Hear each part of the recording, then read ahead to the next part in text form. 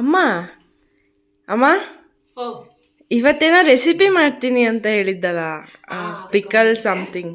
ಅದಕ್ಕೂ ಮುಂಚೆ hi everyone, welcome to Savita ನಿಸು ಯೂಟ್ಯೂಬ್ ಚಾನಲ್. ನಾನು ನಿಮ್ಮ ಸವಿತಾ.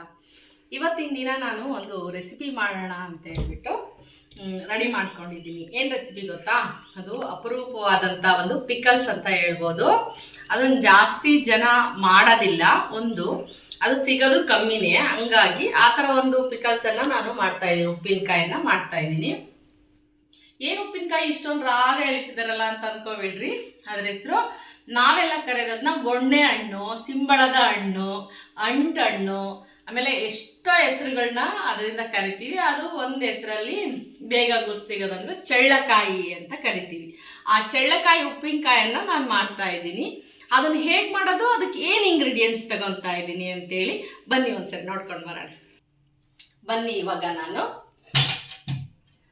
ಏನೇನೆಲ್ಲ ಇಂಗ್ರೀಡಿಯೆಂಟ್ಸ್ ತಗೊಂಡಿದ್ದೀನಿ ಅಂತೇಳಿ ಒಂದೊಂದಾಗಿ ತೋರಿಸ್ತಾ ಹೋಗ್ತೀನಿ.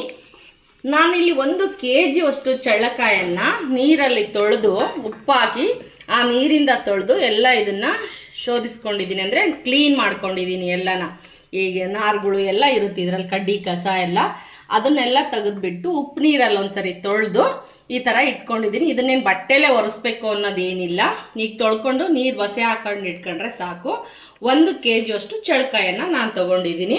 ಅದಕ್ಕೆ 150 ಗ್ರಾಮ್ ಅಷ್ಟು ಒಣಮೆಣ್ಸಿನ್ಕಾಯಿ ತೊಗೊಂಡಿದ್ದೀನಿ, 1 ಇಡೆ ಬ್ಯಾಡಗಿ ಮೆಣಸಿನ್ಕಾಯಿ ತೊಗೊಂಡಿದ್ದೀನಿ, 1 ಇಡೆ ಗುಂಟೂರು ಮೆಣಸಿನ್ಕಾಯನ್ನು ತೊಗೊಂಡಿದ್ದೀನಿ. ಅದಕ್ಕೆ ನಾನು 50 ಗ್ರಾಮ್ ಅಷ್ಟು ಅರಿಶಿನ, ಅಂದರೆ ಕೊನೆ ತೊಗೊಂಡಿದ್ದೀನಿ, ಅರಿಶಿನದ ಕೊನೆ ತೊಗೊಂಡಿದ್ದೀನಿ. ತುಂಬ ಚೆನ್ನಾಗಿರುತ್ತೆ ಅಂತೇಳ್ಬಿಟ್ಟು ಅರಿಶಿನ ಕೊನೆ ತೊಗೊಂಡಿದ್ದೀನಿ. ಹಾಗೆಯೇ 50 ಗ್ರಾಮ್ಗೆ 10 ಗ್ರಾಮ್ ಕಮ್ಮಿ, 40 ಗ್ರಾಮ್ ಅಷ್ಟು ಮೆಂತ್ಯ ತೊಗೊಂಡಿದ್ದೀನಿ, 50 ಗ್ರಾಮ್ ಅಷ್ಟು ಸಾಸಿವೆ ತೊಗೊಂಡಿದ್ದೀನಿ. ಹಾಗೆ 50 ಗ್ರಾಮ್ ಅಷ್ಟು ಬೆಳ್ಳುಳ್ಳಿನ ಸಿಪ್ಪೆ ಎಲ್ಲ ತೆಗೆದು ರೆಡಿ ಇಟ್ಕೊಂಡಿದ್ದೀನಿ. ಹಾಗೆಯೇ 100 ಗ್ರಾಮುಗಿಂತ ಸ್ವಲ್ಪ ಕಮ್ಮಿ ಅಷ್ಟು ಆಯಿಲನ್ನು ಯೂಸ್ ಮಾಡ್ತಾ ಇದ್ದೀನಿ. ಸಾಸಿವೆ ಎಣ್ಣೆ ಆದ್ರೂ ಯೂಸ್ ಮಾಡ್ಬೋದು, ಅಥವಾ ನೀವು ಅಡುಗೆ ಮಾಡೋ ಎಣ್ಣೆನಾದರೂ ಯೂಸ್ ಮಾಡ್ಬೋದು. ನಾನಿಲ್ಲಿ ಅಡುಗೆ ಮಾಡೋ ಎಣ್ಣೆನೇ ಬಳಸ್ತಾ ಇದ್ದೀನಿ. ರುಚಿಗೆ ತಕ್ಕಷ್ಟು ಉಪ್ಪನ್ನು ನಾನು ತಗೊಂಡಿದ್ದೀನಿ. ಬನ್ನಿ, ಇದನ್ನೆಲ್ಲನ ಸೇರಿಸ್ಬಿಟ್ಟು ಒಂದು ಉಪ್ಪಿನಕಾಯಿ ಮಾಡೋದು ಹೇಗೆ ಅಂತೇಳಿ ನಾನು ತೋರಿಸ್ತೀನಿ. ವೆಯ್ಟ್ ನನಗೊಂದು ಡೌಟ್. ಹೇಳು. ಅದು ಸಾಲ್ಟು ರಾಕ್ ಸಾಲ್ಟ್ ತಗೋಬೇಕಾ ಇಲ್ಲ ಪೌಡರ್ ಸಾಲ್ಟ್? ಇದು ಎಲ್ಲ ಇವಾಗಲೇ ಹಾಕೋದಲ್ಲ, ಇದಕ್ಕೆ ಇನ್ನೂ ಇದೆ ಏನೇನು ಮಾಡ್ಕೋಬೇಕು ಅನ್ನೋ ಪ್ರೊಸೀಜರು. ಅದ್ರ ಮಧ್ಯೆ ಇದನ್ನ ನಾನು ಮಿಕ್ಸಿಗೆ ಹಾಕಿ ಮಿಕ್ಸಿ ಮಾಡ್ಕೊ. ಆದಷ್ಟು ನಾವು ಸ್ಟೋರ್ ಮಾಡೋ ಅಂಥ ಪದಾರ್ಥಗಳಿಗೆ ನಾವು ಕಲ್ಲುಪ್ಪನ್ನೇ ಬಳಸಬೇಕು. ಸಣ್ಣ ಉಪ್ಪು ಜಾಸ್ತಿ, ಅದು ಎಮರ್ಜೆನ್ಸಿ, ಕರ್ಗಲ್ಲ, ಅನ್ನ ಅಂತ ಅಡುಗೆಗೆ ಮಾತ್ರನೇ ಸಣ್ಣ ಉಪ್ಪನ್ನು ಯೂಸ್ ಮಾಡಬೇಕು. ಆದಷ್ಟು ಇದನ್ನೇ ಒಂದು ಮಿಕ್ಸಿ ಜಾರ್ಗೆ ಹಾಕ್ಕೊಂಡು ಪುಡಿ ಮಾಡಿಟ್ಕೊಂಡ್ರೆ ಎಲ್ಲದಕ್ಕೂ ತುಂಬ ಒಳ್ಳೆ ಯೂಸು. ನಾವು ಕಲ್ಲುಪ್ಪನ್ನೇ ಜಾಸ್ತಿ ತಿನ್ನಬೇಕು. ಕಲ್ಲುಪ್ಪನ್ನೇ ಈ ಥರ ಉಪ್ಪಿನಕಾಯಿ, ಹಪ್ಪಳ ಎಲ್ಲದಕ್ಕೂ ಕಲ್ಲುಪ್ಪೇ ಯೂಸ್ ಮಾಡಬೇಕು. ಹಂಗಾಗಿ ನಾನಿಲ್ಲಿ ಕಲ್ಲುಪ್ಪನ್ನೇ ಹಾಕ್ತಾ ಇದ್ದೀನಿ. ಸ್ಟೋರೇಜ್ ಮಾಡೋದ್ರಿಂದ ಅದು ಏನು ಹೇಳ್ತೀವಲ್ಲ, ನಾವು ಏನಾಗಿ ಸ್ಟೋರ್ ಮಾಡೋ ಅಂದರೆ ಪ್ರಿಸರ್ವೇಟಿವ್ ಇರೋ ಹಂಗೆ ನಾವು ಕಲ್ಲುಪ್ಪನ್ನೇ ಬಳಸೋದ್ರಿಂದ, ಪ್ರಿಸರ್ವೇಟಿವ್ ನಾವು ಯಾವ ಕೆಮಿಕಲ್ನ ಯೂಸ್ ಮಾಡ್ದಂಗೆ ನ್ಯಾಚುರಲ್ ಪ್ರಿಸರ್ವೇಟಿವ್ಗಳನ್ನೆಲ್ಲ ಹಾಕಿ ಮಾಡೋದ್ರಿಂದ ನಾವು ಕಲ್ಲುಪ್ಪನ್ನೇ ಬಳಸಬೇಕು. ಬನ್ನಿ, ಇವಾಗ ನಾನು ಫಸ್ಟು ಏನು ಕೆಲಸ ಮಾಡ್ಕೊತಾ ಇದ್ದೀನಿ ಅಂದರೆ, 1 ತಂಬಿಗೆ ಅಷ್ಟು ಬಿಸಿ ನೀರನ್ನು ಕಾಯೋಕೆ ಇಟ್ಕೊಂಡು ಆಲ್ರೆಡಿ ಕಾಸಿಟ್ಕೊಂಡಿದ್ದೀನಿ. ನಾನು 1 ತಂಬಿಗೆ ಅಷ್ಟು ಬಿಸಿ ನೀರು ನೋಡ್ರಿ ಮಳ್ತಾ ಇದೆ, ಅವೇ ಬರ್ತಾ ಇದೆ ಅಲ್ವಾ. ಇದನ್ನು ನಾನು ಫಸ್ಟು ಇಲ್ಲಿ ಏನು ಒಣಮೆಣ್ಸಿನ್ಕಾಯಿನ ನಾವು ನೆನೆ ಹಾಕ್ಕೋಬೇಕು. 1-2-3 ಗಂಟೆಗಳ ಕಾಲ ಈ ಬಿಸಿನೀರಲ್ಲಿ ಇದು ನೆನಿಬೇಕು. ಹಾಗೆಯೇ ಅರಿಶಿನ ತೊಗೊಂಡಿದ್ವಲ್ವ, ಕೊನೆ ಅರಿಶಿನ ಮೈ ನೋವು ಮಾಡಿ ಜಜ್ಜಿ ಅದಕ್ಕೂ ಕೂಡ ನೆನೆ ಹಾಕೋಬೇಕು. ಹಾಗೆ ಮೆಂತ್ಯನೂ ಸಮೇತ ಸ್ವಲ್ಪ ಬಿಸಿ ಮಾಡ್ಕೊಂಡ ನಂತರ ಮೆಂತ್ಯ ನೆನೆ ಹಾಕೋಣ, ಸಾಸಿವೆ ನೆನೆ ಹಾಕೋದು ಬೇಡ. ಇವಾಗ ನಾವು ಮೆಂತ್ಯನ ಬಿಸಿ ಮಾಡ್ಕೊಳ್ಳೋಣ. ಒಳ್ಳೆ ಇಟ್ಕೊಂಡು ಸ್ವಲ್ಪ ಬಿಸಿ ಮಾಡ್ಕೊಳ್ಳೋಣ ಮೆಂತ್ಯನ.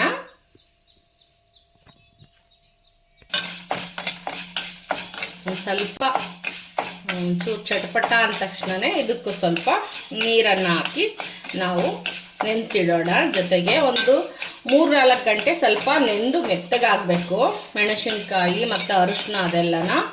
ಅದರಿಂದ ಒಂದು ಮಸಾಲೆ ತಯಾರು ಮಾಡ್ಕೋಬೇಕು. ಹೇಗೆ ಅಂತಲೂ ಕೂಡ ಹೇಳ್ತೀನಿ. ಇದೇನು ದೊಡ್ಡ ಮಹಾ ಅಲ್ಲ ಇದು ಕೆಲಸ, ತುಂಬ ಈಸಿ ಮಾಡೋದು.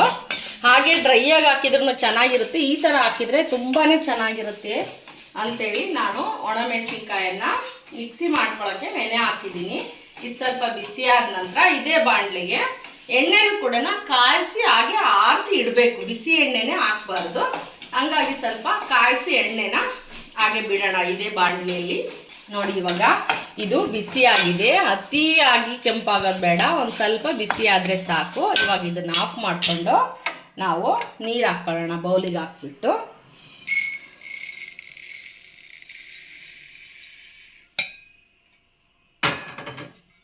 ಇದಕ್ಕೂ ಮುಳುಗುವಷ್ಟು ನೀರು ಹಾಕಿದರೆ ನೆಂದ್ಕೊಂಡು ಚೆನ್ನಾಗಿ ಅಳ್ಕೊಳ್ಳುತ್ತೆ. ಇದೆಲ್ಲ ನೆಂದ್ಕೊಳ್ಳಿ.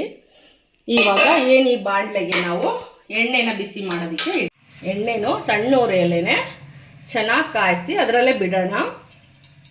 ಇದನ್ನು ನಾವು ಮಸಾಲೆ ಕಲಿಸ್ಬೇಕಾದ್ರೆ ಹಾಕೋಣಂತೆ ಕಾಯಿಲಿ ಇದು ಎಣ್ಣೆ. ಒಂದು 4 ಗಂಟೆ ಇದಷ್ಟು ಕೂಡ ನೆನೀಲಿ. ಆನಂತರ ಕಲಿಸೋದು ಹೇಗೆ ಅಂತ ನೋಡೋಣ. ಇದರಿಂದ ಏನೆಲ್ಲ ಯೂಸ್ ಆಗುತ್ತೆ ಅಂತ ಹೇಳಿದರೆ, ಚಳ್ಳಕಾಯಿ ಉಪ್ಪಿನಕಾಯಿ ತಿನ್ನೋದ್ರಿಂದ ನಮಗೆ ಎನರ್ಜಿ ಬರುತ್ತೆ, ಅಥವಾ ರೋಗ ನಿರೋಧಕ ಶಕ್ತಿ ಹೆಚ್ಚಾಗುತ್ತೆ, ನಮ್ಮ ಬಿಳಿ ರಕ್ತ ಕಣಗಳಿಗೆ ಒಳ್ಳೆ ಇಂಪ್ರೂವ್ಮೆಂಟ್ ಆಗುತ್ತೆ. ಏನಾದರೂ ತೊಂದರೆ ಇದ್ರೂ ಕೂಡ ಇದು ತಿನ್ನೋದ್ರಿಂದ ನಿವಾರಣೆ ಆಗುತ್ತೆ. ನಮ್ಮ ಬಾಡಿ ಒಳಗಿನ ಉಷ್ಣಾಂಶ ಕಮ್ಮಿ ಆಗುತ್ತೆ. ಮತ್ತು ಈ ಬೇಸಿಗೆಯಲ್ಲಿ ಮಾತ್ರ ಸಿಗೋವಂಥ ಹಣ್ಣು ಅಥವಾ ಕಾಯಿ ಇದು ಚಳ್ಳಕಾಯಿ. ನಮ್ಮ ಕಡೆ ಎಲ್ಲ ಗೊಣ್ಣೆ ಹಣ್ಣು, ಸಿಂಬಳದ ಹಣ್ಣು, ಅಂಟಣ್ಣು ಏನೇನೋ ಕರಿತೀವಿ ನಾವು ಇದನ್ನ. ನಿಮ್ಮ ಕಡೆ ಎಲ್ಲ ಏನು ಕರಿತೀರಾ ಅಂತ ಗೊತ್ತಿದ್ದವರು ಒಂದು ಕಮೆಂಟ್ ಮಾಡಿ. ಹಾಗೆಯೇ ಈ ಥರ ಹಣ್ಣಿನ ಉಪ್ಪಿನಕಾಯಿ ತಿಂದರೆ ನಮ್ದೇನು ಬಾಯಲ್ಲಿ ಒಂದು ಉಪ್ಪಿನಕಾಯಿ ಇದು ಒಂದು 8-10 ದಿವಸ ಬೇಕು, ಚೆನ್ನಾಗಿ ತಿನ್ನಬೇಕು, ಅಂಟೆಲ್ಲ ಹೋಗಬೇಕು ಅಂದರೆ.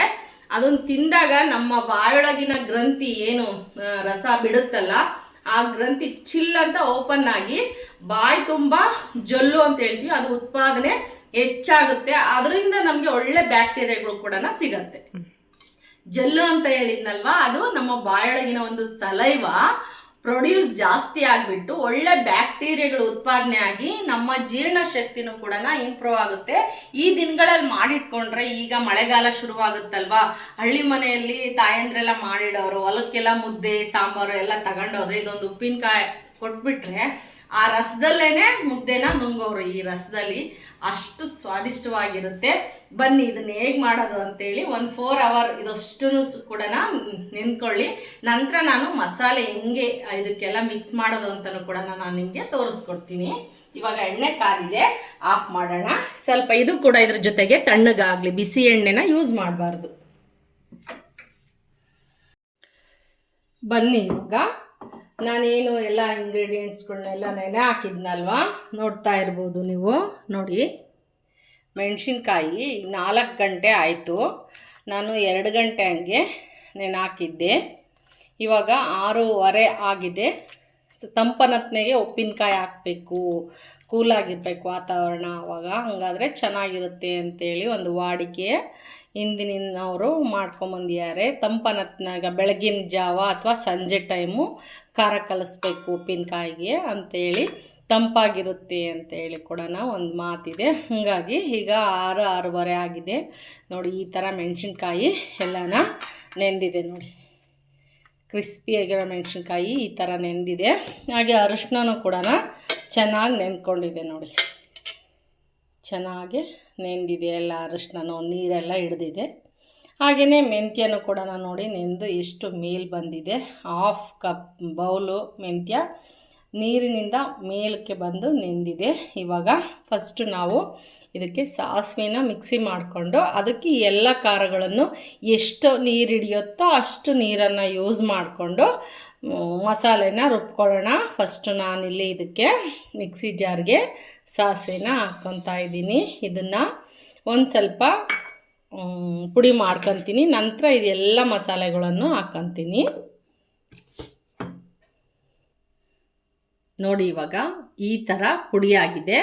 ಇದಕ್ಕೆ ನಾನು ಮೆಣಸಿನ್ಕಾಯಿ, ಅರಿಶಿನ ಮತ್ತು ಮೆಂತ್ಯ 3 ಸೇರಿಸಿ ನಾವು ಫಸ್ಟು ಮೆಣಸಿನ್ಕಾಯಿ ಅರಿಶಿನ ಪೇಸ್ಟ್ ಮಾಡ್ಕೊಳ್ಳೋಣ.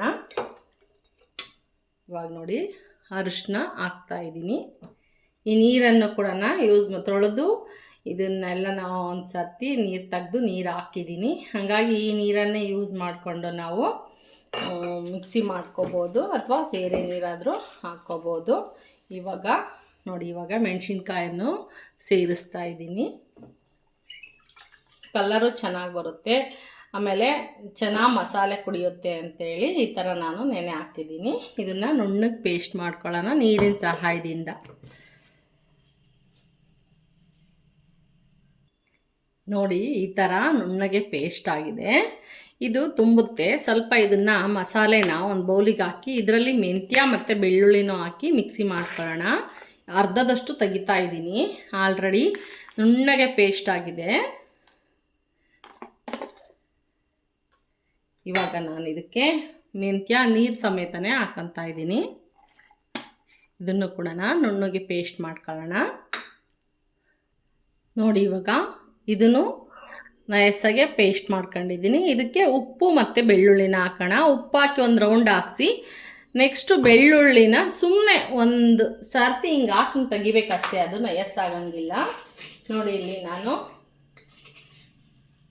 4 ಸ್ಪೂನು ಉಪ್ಪನ್ನು ಹಾಕ್ತಾಯಿದ್ದೀನಿ 1 kg ಚಳ್ಳಕಾಯಿಗೆ. ಇದು ತುಂಬ ಮಸಾಲೆ ಖಾರ ಹಿಡಿಯುತ್ತೆ. ಅದ್ರಾಗಿಂದೆಲ್ಲ ಅಂಟು ಲೋಳೆ ಹೋಗಬೇಕು ಅಂದರೆ ಒಂದು ಸ್ವಲ್ಪ ಉಪ್ಪು ಖಾರ ಎಲ್ಲ ಸ್ವಲ್ಪ ಜಾಸ್ತಿನೇ ಇರಬೇಕು. ಹಂಗಾಗಿ ಇಲ್ಲಿ 4 ಟೇಬಲ್ ಸ್ಪೂನ್ ಉಪ್ಪನ್ನು ಹಾಕ್ಕೊಂಡಿದ್ದೀನಿ.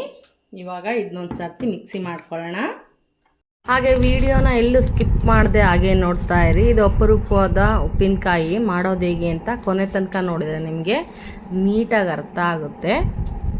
ನೀರಿನ ಉಪ್ಪಿನಕಾಯಿ ಆಗಿರೋದ್ರಿಂದನೇ ನೀರನ್ನು ಸೇರಿಸಲೇಬೇಕು. ಅದೇ ಥರ ನಾನು ಈ ಖಾರ ರುಬ್ಬೇನೆ ಮಾಡ್ತಾಯಿದ್ದೀನಿ ನೆನೆ ಹಾಕಿ. ಹಂಗಾಗಿ ನೀವು ಬೇಕು ಅಂದರೆ ಮಾತ್ರ ಅವಶ್ಯಕತೆಗೆ ನೀವು ಹಾಕ್ಕೋಬೇಕು ನೀರನ್ನು. ಇಲ್ಲಿ ಬೆಳ್ಳುಳ್ಳಿನೂ ಕೂಡ ಒಂದು ಸಾರಿ ಹಿಂಗೆ ಹಾಕಿ ತೆಗಿತೀನಿ ಅಷ್ಟೇ, ಸ್ವಲ್ಪ ತರಿಯಾಗಿರಬೇಕು. ಹಾಗಾಗಿ ಆಯಿತು. ಇದನ್ನೊಂದು ದೊಡ್ಡದಾದ ಬೇಸನ್ಗೆ ಹಾಕ್ಬಿಟ್ಟು ನಾವು ಮಸಾಲೆ ಎಲ್ಲನ ಕಲಸೋಣ ಫಸ್ಟು. ಇವಾಗ ನೀವು ನೋಡ್ತಾ ಇರ್ಬೋದು ದೊಡ್ಡದು ಬೇಸನ್ ತಗೊಂಡಿದ್ದೀನಿ. ಇವಾಗ ಬನ್ನಿ ನಾನು ಬೇಸನ್ಗೆಲ್ಲ ಕಾಯನ್ನು ಹಾಕ್ಬಿಟ್ಟು ಮತ್ತು ಏನು ಮಸಾಲೆ ಎಲ್ಲ ನಾನು ರುಬ್ಕೊಂಡಿದ್ದೀನೋ ಅದನ್ನೆಲ್ಲನೂ ಕೂಡ ಇದಕ್ಕೆ ಸೇರಿಸಿ ಸ್ವಲ್ಪ ನೀರು ಬೇಕಾದರೆ ಅದಕ್ಕೂ ಸ್ವಲ್ಪ ಹಾಕ್ಬಿಟ್ಟು ಇವಾಗ ಬಿಟ್ಟಿದ್ದೀನಿ. ಇದನ್ನೊಂದು ಸರ್ತಿ ಎಲ್ಲನ ಮಿಕ್ಸ್ ಮಾಡೋಣ. ಇದು ತುಂಬ ಖಾರ ಹಿಡಿಯುತ್ತೆ ಕಾಯಿ, ಹಂಗಾಗಿ ಮಸಾಲೆ ಜಾಸ್ತಿ ಬೇಕು. ಇದ್ರ ಲೋಳೆ ಎಲ್ಲ ಹೋಗಬೇಕು ಅಂದರೆ ಹಿಂಗೆ ರಸದಲ್ಲೇ ಮುಳುಗಿರಬೇಕಿದು. ಇದಕ್ಕೊಂದು ಇನ್ನೊಂದು ಟಿಪ್ಸ್ ಇದೆ, ಇದನ್ನ ಹೆಂಗೆ ಇಡಬೇಕು. ಎಣ್ಣೆ ಕಾಯಿಸಿ ತಣ್ಣಗೆ ಮಾಡೋಕೆ ಇಟ್ಟಿದ್ನಲ್ವ ಅದನ್ನು ಕೂಡ ಇದಕ್ಕೆ ಸೇರಿಸ್ತಾ ಇದ್ದೀನಿ. ತಣ್ಣಗಾಗಿದೆ ಕಾಯಿಸಿರೋ ಅಂಥ ಎಣ್ಣೆ. ನೋಡಿ ಎಣ್ಣೆ ನಿಮ್ಮ ಆಪ್ಷನ್ ಅಷ್ಟೇ, ಬೇಕಂದರೆ ಹಾಕ್ಕೋಬೋದು, ಬೇಡ ಅಂದರೆ ಏನು ಬೇಡ. ಎಣ್ಣೆ ಟೇಸ್ಟ್ ಚೆನ್ನಾಗಿರುತ್ತೆ ಅಂತೇಳಿ ನಾನಿಲ್ಲಿ ಒಂದು 100 ಗ್ರಾಮ್ ಅಷ್ಟು ಎಣ್ಣೆನ ಹಾಕಿದ್ದೀನಿ, 100 ml ಅಷ್ಟು. ಹಾಗೆ ಇದಕ್ಕೆ ಸ್ವಲ್ಪ ಹಿಂಗನ್ನು ಬೇಕಾದರೆ ಸೇರಿಸ್ಕೋಬೋದು. ಹಿಂಗಿನ ಫ್ಲೇವರ್ ಕೆಲವ್ರಿಗೆ ಇಷ್ಟ ಆಗಲ್ಲ, ಅಂಥವ್ರು ಬೇಡ ಸ್ಕಿಪ್ ಮಾಡಿ. ಇಲ್ಲ ನಾವು ಹೆಂಗೆ ತಿಂತೀವಿ ನಮ್ಗೆ ಅಭ್ಯಾಸ ಇದೆ ಅಂದರೆ 1/4 ಟೇಬಲ್ ಸ್ಪೂನ್ ಅಷ್ಟು ಹಿಂಗನ್ನು ಹಾಕೋಣ. ಉಪ್ಪಿನಕಾಯಿ ಹಿಂಗೆ ಬಿದ್ರೇ ರುಚಿ ಆಗೋದು, ಎಲ್ಲದಕ್ಕೂ ಅಲ್ಲ. ಕೆಲವೊಂದು ಉಪ್ಪಿನಕಾಯಿಗಳಿಗೆ ಅಡುಗೆಗಳಿಗೆ ಹಿಂಗೆ ಬಿದ್ರೇ ರುಚಿ ಆಗೋದು. ಹಾಗಾಗಿ ನಾನು 1/4 ಟೇಬಲ್ ಸ್ಪೂನ್ ಅಷ್ಟು ಹಿಂಗನ್ನು ಹಾಕಿದ್ದೀನಿ. ನಿಮಗೆ ಉಪ್ಪು ಬೇಕು ಅಂದರೆ ಸ್ವಲ್ಪ ಹಾಕ್ಕೊಳ್ಳಿ. ಆಮೇಲೆ ಯಾವಾಗಾದರೂ ಉಪ್ಪನ್ನು ಹಾಕೋಬೋದು ನೀವು, ಇವಾಗಲೇ ಹಾಕ್ಕೋಬೇಕು ಅಂತಿಲ್ಲ. ಇವಾಗ ನಿಮಗೆ ಉಪ್ಪು ಅನಿಸಿ ಆಮೇಲೆ ಏನಾದರೂ ಸಪ್ಪೆ ಅನಿಸಿದರೆ ಇದೆಲ್ಲ ಖಾರ ಕುಡ್ಕೊಂಡ್ಮೇಲೆ ಆವಾಗಲೂ ಸಮೇತ ನೀವು ಹಾಕ್ಕೋಬೋದು. ನೋಡಿ ಈ ಥರ ಆಗುತ್ತೆ. ಇದನ್ನು ನಾನು ಒಂದು ಮಡಿಕೆಯಲ್ಲಿ ಸ್ಟೋರ್ ಮಾಡ್ತೀನಿ. ಏನು ಹೇಳಿದ್ನಲ್ವ ನಾನು ನಿಮಗೆ ಟಿಪ್ಸು, ಅದು ಏನಿಲ್ಲ ಟಿಪ್ಸ್ ಅಂತಂದರೆ ಮಡಿಕೆಯಲ್ಲಿ ಇದನ್ನು ಇಟ್ಟು ಇದನ್ನು ಬನ್ನಿ ಇವಾಗ ಈ ಮಡಿಕೆ ಒಳಗೆ ಎಲ್ಲನೂ ಕೂಡ ಹಾಕೋಣ. ಕ್ಲೀನಾಗಿ ಮಾಡಿರೋ ಅಂಥ ಇದಕ್ಕೆ ಎಲ್ಲನೂ ನಾನು ಸ್ಟೋರ್ ಮಾಡಿ ನಿಮಗೆ ಬಟ್ಟೆ ಕಟ್ಟಿ ತೋರಿಸ್ತೀನಿ. ಬನ್ನಿ ಇದಿಷ್ಟನ್ನು ಇದಕ್ಕೆ ಹಾಕೋಣ.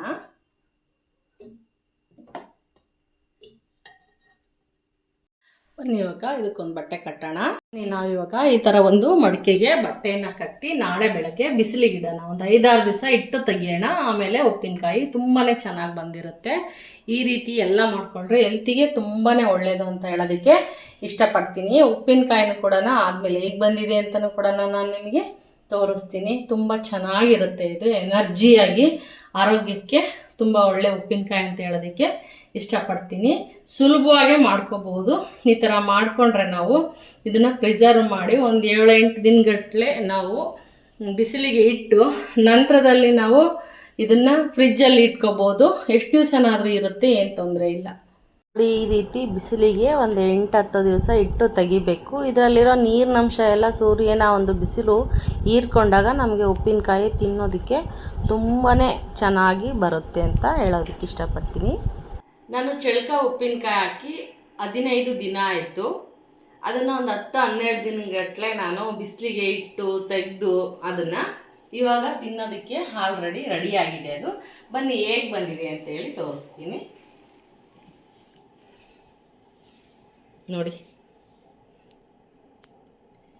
ನೋಡಿ ಯಾವ ಥರ ಇದು ಫುಲ್ ಇಲ್ಲಿ ತನಕನ ಮಸಾಲೆ ಕೂಡಿಸಿ ಕಲಿಸ್ದಾಗ ಇಷ್ಟು ತುಂಬಿತ್ತಿದು. ಇವಾಗ ನೋಡಿ ಬಿಸಿಲಿಗೆ ಇಟ್ಟು ಅದೆಲ್ಲ ಕಳ್ತು ಎಲ್ಲ ರಸ ಎಲ್ಲ ಕುಡ್ಕೊಂಡು ಚಳಕಾಯಿ ಮುಕ್ಕಾಲು ಭಾಗಕ್ಕಿಂತ ಕೆಳಗೋಗಿದೆ.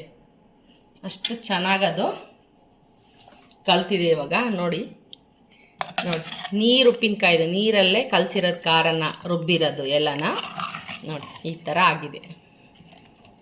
ಇನ್ನು ಕಲರ್ಫುಲ್ಲಾಗಿದ್ದರೆ ಮೆಣಸಿನ್ಕಾಯಿ ಅದೆಲ್ಲ ಇನ್ನೂ ಕಲರ್ ಬರುತ್ತೆ. ಇಲ್ಲಿ ಮಸಾಲೆನ ಗಟ್ಟಿಯಾಗಿ ಕಲಿಸ್ಕೊಂಡಿದ್ದೀನಿ. ಬೇಕು ಅಂದರೆ ನೀರು ಥರನೂ ಕೂಡ ಮಾಡ್ಕೋಬೋದು ನೀವು. ನೀರಿನಂಶ ಎಲ್ಲ ಸೂರ್ಯನ ಬಿಸಿಲಿಂದ ಆವಿಯಾಗಿ ನಮಗೆ ಈ ಥರ ಸಿಗತ್ತೆ. ತುಂಬಾ ಚೆನ್ನಾಗಿರುತ್ತೆ ತಿನ್ನೋದಕ್ಕೆ. ಅಂಟೆಲ್ಲ ಹೋಗಿರುತ್ತೆ ಇದ್ರದ್ದು. ಇಲ್ಲ ಅಂದರೆ ಬಾಯೆಲ್ಲ ಅಂಟಾಗ್ಬಿಡುತ್ತೆ. ಇವಾಗ ಇದು ಟೇಸ್ಟ್ ಹೇಗೆ ಬಂದಿದೆ ಅಂತೇಳಿ ನೋಡೋಣ.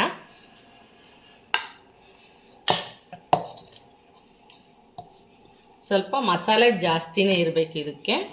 ಅನ್ನಕ್ಕೆಲ್ಲ ಊಟ ಮಾಡೋದಕ್ಕೆ ಇದ್ರದ್ದು ರಸ ತುಂಬಾ ಚೆನ್ನಾಗಿರುತ್ತೆ.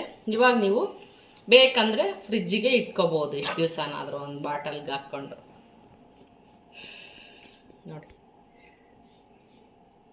ಇವಾಗ ನೋಡೋಣ ಟೇಸ್ಟು.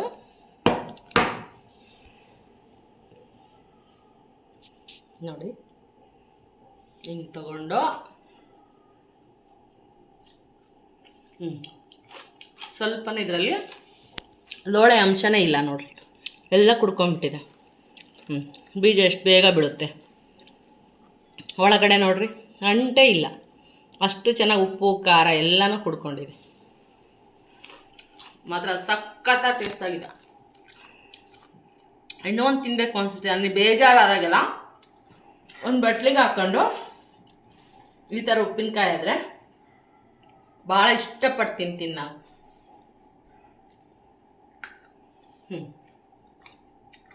ಅನ್ನ ಜೊತೆ ಚೆನ್ನಾಗಿರುತ್ತೆ ಇದು. ತುಪ್ಪ ಹಾಕ್ಕೊಂಡು ಏನಿರು ಮಸಾಲೆ ಹಾಕ್ಕೊಂಡು ತಿಂದ್ರಂತೂ ಭಾಳ ಚೆನ್ನಾಗಿರುತ್ತೆ. ಈ ರೀತಿ ಬಂದಿದೆ ನೋಡ್ರಿ ಉಪ್ಪಿನಕಾಯಿ. ಮಾಡ್ಕೊಳ್ಳಿ.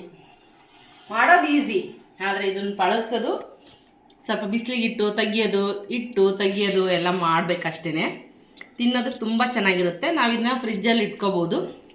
ಹಾಗೇನೂ ಬೇಕಂದರೆ ನಾವು ನೀರು ಏನು ಮುಟ್ಟಿಸ್ದಂಗೆ ಒಂದು ಸೋರೆಗೆ ಹಾಕಿ ಅಥವಾ ಬಾಟಲ್ಗೆ ಹಾಕಿ ಕೂಡ ಇಟ್ಕೋಬೋದು. ತುಂಬಾ ಸೊಗಸಾಗಿರುತ್ತೆ ಉಪ್ಪಿನಕಾಯಿ ಮಾತ್ರ.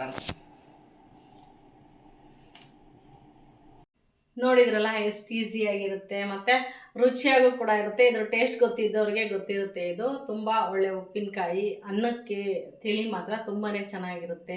ಇನ್ನು ನೀವು ನೀರಾಗಿ ತೆಳ್ಳಗೆ ಮಾಡ್ಕೊತೀನಿ ಅಂದರೆ ಮಾಡ್ಕೋಬೋದು. ಮುದ್ದೆಯೂ ಕೂಡ ಅಷ್ಟೇ ಚೆನ್ನಾಗಿರುತ್ತೆ. ಆರೋಗ್ಯಕರವಾದಂಥ ಉಪ್ಪಿನಕಾಯಿ ಈ ಸೀಸನ್ನಲ್ಲಿ ಮಾತ್ರ ಸಿಗೋವಂಥ ಇದು ಚಳ್ಳಕಾಯಿ ಉಪ್ಪಿನಕಾಯಿ ಅಂತೇಳಿ ಕರೀತಾರೆ ಇದನ್ನು. ನೀವು ಯಾವ ಥರದ ಕಾಯಿ ಹೆಸರು ಏನಂತ ಕರಿತೀರಾ ಅಂತಲೂ ನೀವೇನೇ ಹೇಳಬೇಕು. ಹಾಗೆ ನಾನು ತೋರಿಸಿರೋ ವಿಡಿಯೋ ಇಷ್ಟ ಆಗಿದ್ರೆ ಎಲ್ಲರೂ ಮಾಡ್ಕೊಳ್ಳಿ. ಈಗ ಹೇಳ್ತಾ ನಾನು ವಿಡಿಯೋನ ಮುಗಿಸ್ತಾ ಇದ್ದೀನಿ. ಬಾಯ್, ಮತ್ತೆ ಸಿಗೋಣ.